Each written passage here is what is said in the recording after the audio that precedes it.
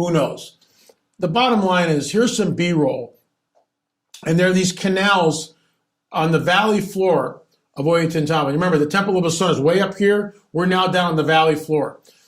Some of these canals are very ancient. Some of them the Inca put in. They irrigate the fields. It's really incredible. And you'll see this because I'm going someplace. We'll follow this to a very enigmatic structure that Brian Forrester led us to. Here's the clip with the water. Check it out.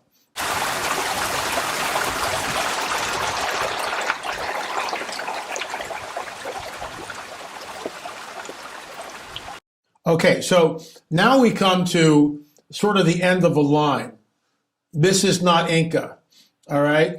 The channel that you saw, the irrigation channel, some of it might have been Inca, some of it was not Inca. We don't know, all right?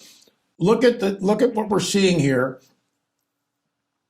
There is a very strange shape, and water is pouring out of it.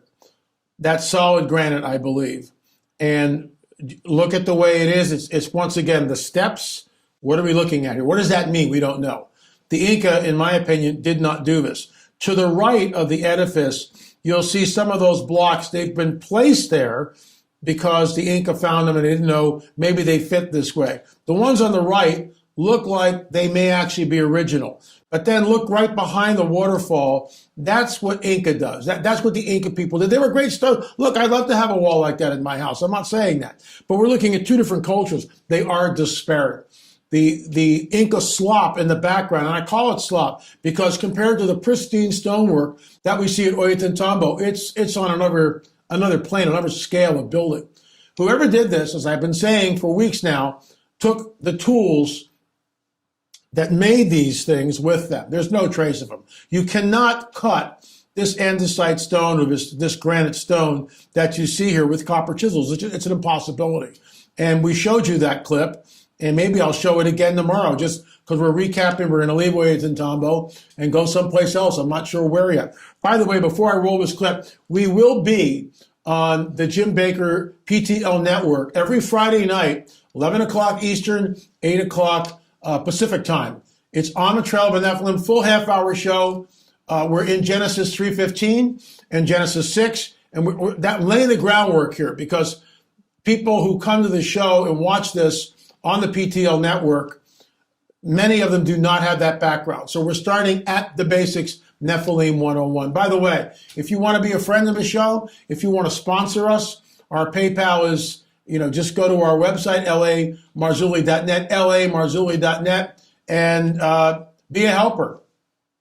We could use it, okay? I'll just leave it at that. If you feel led to help us with that, wonderful. So here's the clip, LAMarzulli.net. Here's the clip, check it out, and watch what Brian does. You'll hear Rick in the background, and I think I go, oh my gosh, look at that, or wow, or something. Here we go.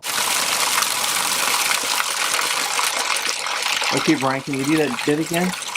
Show us what you did. Come to listen.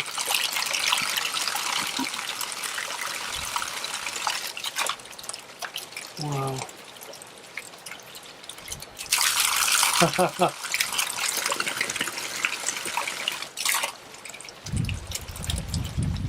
Amazing. How does that work? How does that work? Watch again. Okay, Brian, can you do that bit again? Show us what you did. Come to listen.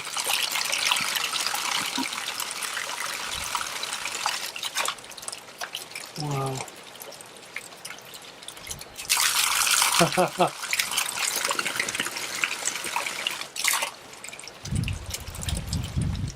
Amazing.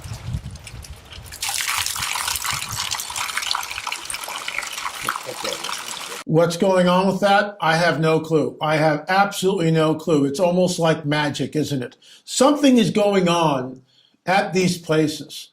I've said it before and I'll say it again here. We are looking at the fingerprints of the supernatural. We're looking at something that it really doesn't make any sense. Try that with your, make a little thing here, get some stone out in the backyard and, you could recreate this and see if you can make that work. You can't. Something is going on. And there's technology here that has been lost to us, which is why I call it fallen angel technology, Nephilim architecture.